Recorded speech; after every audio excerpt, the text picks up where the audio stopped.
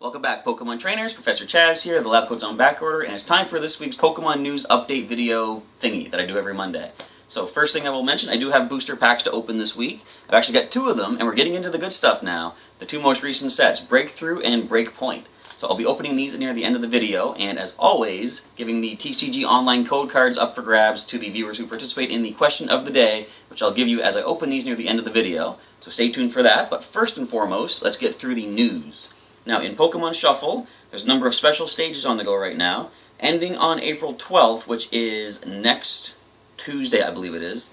There are 3 stages that are going to be ending. One is Kyogre, the legendary Sea Basin Pokemon itself, and Zygarde 10% form, the little puppy dog form. It's the first time we're seeing that, I believe, in Pokemon Shuffle. And just a little side note, it's interesting, we're starting to see more of Zygarde represented in things, not just the anime. I believe in the Fates Collide, I've seen an image of the perfect form of Zygarde represented. So Zygarde is now having its forms revealed in other forms as well now. So hopefully that means eventually we'll get something in the video game, perhaps. But regardless, okay, so in the Pokemon Shuffle, also ending on April 12th, there is a Pokemon Safari on the go. And this is the kind of thing where you don't know exactly what you're going to face. First of all, you're limited to only 3 Pokemon in your team. And there is a number of Pokemon that can be drawn from for you to do battle with. You don't know what you're going to face, but they recommend using poison types for this, because you're going to be facing off possibly against Cleffa, Clefairy, or Clefable, or Deerling and Sawsbuck, both spring form. And I don't know what this is exactly, but Pikachu Angry. So must be just like a different expression for Pikachu perhaps, but other than Pikachu, everything else there is going to be weak to poison, so if you bring a team of poison Pokemon, you have a good chance to catch some of these Pokemon from the Safari. Now, ending on April 19th in Pokemon Shuffle in the special stages, Tepig and Pignite are available. And they're just basic fire types. You can go in and deal damage with your water types, your rock types, or your ground types. Try and add these 2 Unova, I was going to say Kalos, these 2 Unova starters for fire type to your team by using some of those types to weaken and capture these 2 Pokemon. Now, in video game news, and a sort of more broad general news as well, it is still Pokemon 20 year, of course, and April has begun, so that is the, I was almost saying year. April is the month of Jirachi. So it is now available, starting on April Fool's Day, of all days, and ending on April 24th. You have that much time to access the mystery gift in your Pokemon X, Y, Omega Ruby, or Alpha Sapphire game, and you can download via the internet your very own Jirachi. So as you can see, this is the Jirachi that I downloaded here. It's got the Serene Grace ability. It starts with the moveset of Wish, Confusion, and Rest, and this one in particular appears to be a Calm Nature, which actually improves the special defense while lowering attack, which is actually pretty good because you can turn it into more of a specially offensive Pokemon, which is certainly good for those mythical or legendary Pokemon. So you can download your own Jirachi for the month of April up until the 24th, but also available right now, of course, is the Pokemon TCG Mythical Pokemon Collection Jirachi. And similar to the Celebi collection I've got back here, just waiting to open that at some point, you're going to be able to get a special, let me just show you actually, a special pin of the Mythical Pokemon, special foil promo card, 2 Pokemon TCG Generations booster packs, as well as an online code card to unlock all this, except for the pin, on the online game. But actually what happens when you unlock that code, instead of getting the pin, you get some card sleeves featuring that Pokemon and the little 20 symbol for Pokemon 20, which is actually pretty cool. Also available for Jirachi, though, is available at Toys R Us stores exclusively. You can get an 8-inch plush or a 2-inch figure, which I think also comes with the Premier Ball as well. Those are some nice little collectibles to add to your Pokemon 20 collection for the month of April, all in honor of Jirachi, the Wish Pokemon itself. Now, another cool thing coming up is the next online competition has been announced for Omega Ruby and Alpha Sapphire, and this one's called the Flash Clash. This one has a really interesting notion to it. First of all, you cannot use Pokemon that were brought up through the Poké Transporter, so again, for me, that's kind of a drawback because I can't use my main guys in this kind of thing. But you also are limited in which legendaries and mythical Pokemon are going to be allowed to be used. Now, I think pretty much all the major ones that are usually prohibited are prohibited, but if you go to Pokemon Global Link and check out the online regulations, I guess, it will let you know which ones are not permitted, not available, and just basically from that you'll know which ones you can actually bring. Now, another thing, certain held items are restricted. First of all, as usual, you cannot have a Pokemon hold Soul Dew, but also you cannot have any Mega Stones and no Focus Sash. Now that one's interesting. Not sure why they would put the no Focus Sash thing in there, but regardless, those 3 items are not permitted in this online competition. Now, what makes the Flash Clash unique in what it does? Well, first of all, you do select a team of up to 6 in your battle box. You can actually only have 1 if you really want to, and the reason is, when you first go into your team selection at the start of each match, you get to see your opponent's team. You only have 30 seconds to make your choice of which Pokemon to use, and the thing is, you can only use 1 Pokemon. You have a whole team of 6, your opponent has a whole team of 6, you have to decide which one of yours has the best chance to win against whichever one they're going to bring in. So that's really interesting. 30 seconds to choose 1 Pokemon. When the actual battle begins, you only have 10 seconds to choose a move. You can't sit there and debate, what can I do, what are the possibilities, what are the outcomes. You got 10 seconds to pick that move and go with it. The overall battle itself is limited to just 5 minutes. So after 5 minutes, if no one has one, which probably won't happen given the fact you're only using 1 Pokemon, but if it happens, after 5 minutes, of course, the winner is determined by the game regulation of, I think it's like based on amount of HP remaining and stuff like that. So, if you're interested in the Flash Clash, the registration begins on Thursday, April 21st, and the online competition period begins on Friday, April 29th. So you can register a week before, and you have that weekend of the 29th until the it'll be May 1st to get all your battles in. So it's actually pretty interesting. I'm not going to participate myself because, as I say, most of my Pokemon come from earlier games, and therefore they don't have that blue pentagon on their data screen, and they're not permitted in this particular online competition. But it's probably going to be pretty interesting to see if I can find some videos on YouTube just to see who's been recording some of these matches and just see how fast these things go. So now, in other news, in the TCG, there's 2 things I'm going to mention. First thing that I'll mention is there's a bit of a change as far as the pre-release stuff goes on. Now, in previous pre-releases, you would get the same kind of thing. You get your cards of the new expansion earlier than they are on sale. You get them like 2 weeks in advance. But the code cards that came from those packs were actually not redeemable until the sale date of the expansion officially came. So the idea now is the TCG Online has been updated to allow these codes to be entered after a pre-release. You just simply cannot open any of them. So you can actually unlock the packs. They can just sit there until the official day the official day that the expansion goes on sale, and then you can open them. So what this means is, what I'm going to do is, every Monday I have one of these news updates. I do a question of the day, but I am going to do some video coverage of the Fates Collide pre-release coming up near the end of April. And what I'm actually going to do is, that week, I'm going to have a second question of the day interspersed throughout. And I'm going to be opening up my own packs of Fates Collide. The code cards I get from those, I will leave a question of the day in that video, and you guys have a chance to win those code cards the very day that you see that video.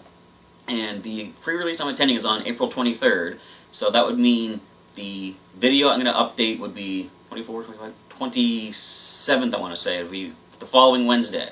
So as of the 27th of April, I think that's the right number, I'm going to be giving out those code cards for whatever Fates Collide packs I open up. So certainly stay tuned for that. It's going to be pretty interesting, and there's some cool cards coming up. Speaking of which, they have announced revealed, same kind of thing. They have revealed the first 3 English translation cards of the Fates Collide expansion, and we're going to take a look at them right now. So first up here we see the Psychic-type Pokemon Alakazam-EX with 160 HP. The ability Kinesis says when you play Mega Alakazam-EX from your hand to evolve this Pokemon, before it evolves, you may put 2 damage counters on your opponent's active Pokemon and 3 damage counters on one of your opponent's bench Pokemon. So basically just getting some extra damage off as you evolve. My only question is why it says before it evolves. I wonder if there's something that comes into play where certain damage counters can be manipulated through evolution. I do not know for sure exactly, but all I know is when you basically simply evolve your Alakazam, you're going to do some additional damage. That's like 50 damage spread across 2 Pokemon on the opposing side. And the attack suppression for a Psychic and a Colorless, put 3 damage counters on each of your opponent's Pokemon that has any energy attached to it. So if they're powering something to the bench, you can just simply drop 3 damage counters right onto that thing on the bench. And it's nice it says put 3 damage counters. Things like Mr. Mime's Bench Barrier or the Mountain Ring Stadium will not prevent the placement of damage counters. It just prevents attack damage being done to something. Next we here see Mega Alakazam-EX, also Psychic-type Pokemon with 210 HP. The Zen Force attack for a Psychic and Colorless. This attack does 10 plus 30 more damage for each damage counter on your opponent's active Pokemon. So, pretty much simple right there. You just do some more damage the more damage it already has.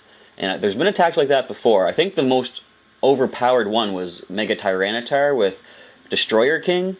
60 more damage for each damage counter on the defending Pokemon. So this is that was pretty much overkill as it was. I like how there's the spoons are swirling around the card art here as well, or even the text. So anyway, more damage with Zen Force if the opponent already has damage. And the evolution from Alakazam, the Kinesis ability, will actually place some damage counters on that active Pokemon as well. And the final card they've revealed thus far is Puppy Dog Zygarde. This is the 10% form of Zygarde. It is basic, fighting type card with 90 HP. For a fighting energy, you can use Lookout, which says switch one of your opponent's bench Pokemon with his or her active Pokemon. So you can actually, it's basically like Lysandre in an attack. And if they have something with a high retreat cost on the bench, and they've got something in the active spot powered up and just destroying your team, that's a good way to slow things down. You're going to force them to bring something up that's going to take them quite a while to retreat it once again. And for a fighting and 2 colorless, or a break, it does 70 damage. If the defending Pokemon is a darkness or fairy Pokemon, it can't attack during your opponent's next turn. That could shut down a lot of opponents' decks depending on what types they're running. Of course, sending the Pokemon to the bench will clear any sort of condition like that, and if they then play the switch card to bring it back up, it can then attack. But on a sort of normal turn, you're going to be able to prevent the damage being done, not even damage, prevent the attack itself being done by any opposing darkness or fairy Pokemon. And now, let's get into opening these 2 booster packs of Breakthrough and Breakpoint. There's a few cards in these collections that I'm really looking to add to my team. I've got a few decks on the go back here, which you probably can't see because they're blocked, but I'm trying to recreate the Gengar Greninja deck as well as my Ho-Oh-EX deck using Golduck Break. So there's a few cards that I'm really looking forward to hopefully getting in these packs. But before we actually get to opening these, it's time for the question of the day. Now this week's question of the day is, do you attend a local Pokemon League in your area? If you do, let me know a little bit about it. Like how far do you have to travel to get to it? About how many people do you have on like regular attendance? And how frequently do you have your events? If you don't attend a league, like if there's no league in your area, would you be interested in attending one if they actually had one? Now there's certain things you can do to sort of try and get things started. If there is no league in your area and you want to actually add one in, you can actually speak to like a local hobby store or like a collection store and see if there's enough people in the area interested to, basically get a league together. You can possibly get something started that way. So leave a comment down below. Use hashtag QOTD in your comment. Let me know if you do attend a league in your area, and if you do, what's it like? If you don't, would you be interested in actually being part of one? And since I do like to interact with the viewers, I can maybe give you some advice if you are interested to actually see if you can get a league started up. I can maybe try to point you in the right direction. So with all that being said, you can leave your response to that question of the day as we now pop into these 2 booster packs of the 2 latest expansions, Breakthrough and Breakpoint. See what cards I get, and we'll put the code cards to the side for the viewers to participate in that question of the day. And so, with this new backdrop of the Charizard EX collection and the Mythical collection for Celebi, we're going to open up these 2 booster packs of Breakthrough and Breakpoint and see what we happen to find as I get the code card set aside for this Sunday, April, I'm going to say 10th, I believe it is. So, trying to preserve the packaging as best I can, but of course it decides not to work properly. I'm trying not to cut these this week because I want to have at least one to put into my binder so I know what sets are in each binder that I have. But there is the code card, which we are going to slip to the side and put that to the side. So if you answer the question of the day, you have a chance to win that code card this coming Sunday. Now let's see what I find in the booster pack itself. Make sure we're nice and focused. I'm going to start off with a Misdreavus. Now, what I'm looking to find here is Gengar and Paris, because that's what I'm going to need for one of the decks that I'm putting together. Here we have Hoot Hoot, a Cyndaquil, Spritzy, and Remoraid. The uncommon cards begin with Giovanni's Scheme. I've got a full art of you already. An Ursaring. This is one scary bear. Look, it can drag off and swing around. Next we have a Fisherman, definitely useful. Put 4 basic energy cards from the discard pile back into hand. Reverse foil card is going to be a Staravia with Glide and Quick Attack, which could do 60 on a coin flip of heads. And the rare card of the Breakthrough expansion pack is Full Art Mewtwo EX. Look at this.